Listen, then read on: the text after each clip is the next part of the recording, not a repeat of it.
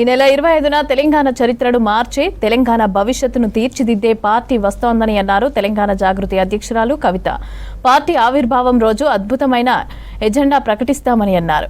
వెలుగుమట్ల తరహాలోనే 3 ఏళ్ల పాటు ప్రజల్లోనే ఉండి సమస్యలపైన పోరాడతామని చెప్పారు. ప్రశ్నిస్తాం, పోరాడతాం, పరిష్కరిస్తాం అనే నినాదంతో ముందుకెళ్తామని అన్నారు. ఇక సామాన్యుల చేత సామాన్యుల కోసం సామాన్యుల ప్రభుత్వం ఉంటుందని అన్నారు. కాంగ్రెస్ పార్టీ అబద్ధాలతో ప్రజలను వంచిస్తోందని ఆరోపించారు కవిత.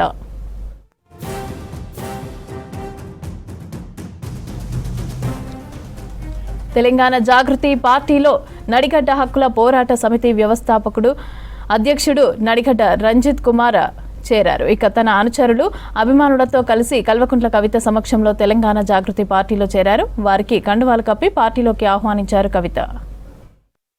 మనకు తెలుసు గద్వాల్ అంటే ఏం మాట్లాడతారు. ఒక పక్క చేనేత కష్టాలు, ఇంకో పక్క సీడిపత్తి కష్టాలు, ఇంకో పక్క దేశంలోనే అత్యంత వెనుకబాటుతనం ఉన్న ఐజా లాంటి మండలాలు. మరి 80 ఏండ్లు గడిల పాలన నడిచింది. ఒకటి బంగ్లా, ఇంకోటి బంగ్లా.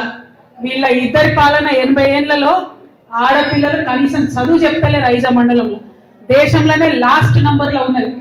ఇక మరి కేటితోటి మండల్, ఐజా మండల్, గట్టు మండల్ ఇవన్నీ కూడా ఒకటిని మించి ఒకటి వెనుకబాటుతనంలో పోటీ పడుతున్న పరిస్థితి ఉన్నది. మరి అంత గొప్ప గొప్ప వాళ్ళు ఉంటే ఎందుకు వెనుకబాటుతనం అని ప్రశ్నిస్తున్నటువంటి నడిగడ్డ హక్కుల పోరాట సమితి ఆ నాయకులకు అందరికీ కూడా మళ్ళీ అభినందనలు. ఆ స్పిరిట్ అట్లనే ఉండాలి.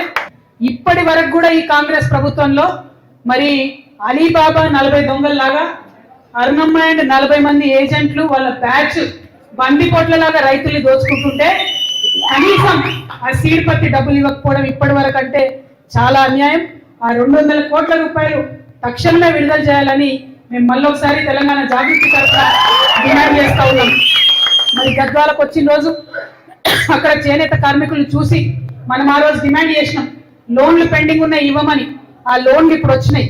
కానీ ఇక ముందు చేపట్టాల్సిన అనేక చేనేత కార్యక్రమాలని మొత్తం కూడా ప్రభుత్వం నిర్వీర్యం చేస్తున్నటువంటి పరిస్థితి కనబడుతున్నది. మరి మొట్టమొదటి విజయం గద్వాల జిల్లానే ఇచ్చింది. రేపటి నాడు కూడా మరి కౌంటింగ్ లెక్క పెడితే ఎమ్మెల్యే సీట్లల్లా మొట్టమొదట గెలిచేది కూడా మన. ఇప్పుడు గద్వాలంతా ప్రశ్న ఏంటంటే బండ్ల కృష్ణమోహన్ రెడ్డి ఏ పార్టీలో ఉన్నాడు, అర్థమవుతుందా? అటువంటి పరిస్థితి ఉన్నది. ఆయన కూడా అర్థమైతలేదు ఏ పార్టీలో ఉన్నాడని. అడిగినాం చివరిసారి కూడా, పోయినసారి కూడా ఎక్కడున్నావు అన్నా, నువ్వు ఏ పార్టీలో ఉన్నావు అంటే కనీసం చెప్పలేని పరిస్థితి ఉన్నది. అంటే బీఆర్ఎస్ పార్టీ కూడా ఒక అచేతనమైన స్థితిలో పార్టీని వదిలిపెట్టి కాంగ్రెస్ లకు పోయినటువంటి ఎమ్మెల్యేలు కూడా మొయ్యాల్సిన పరిస్థితిలో ఇవాళ ఉండడం.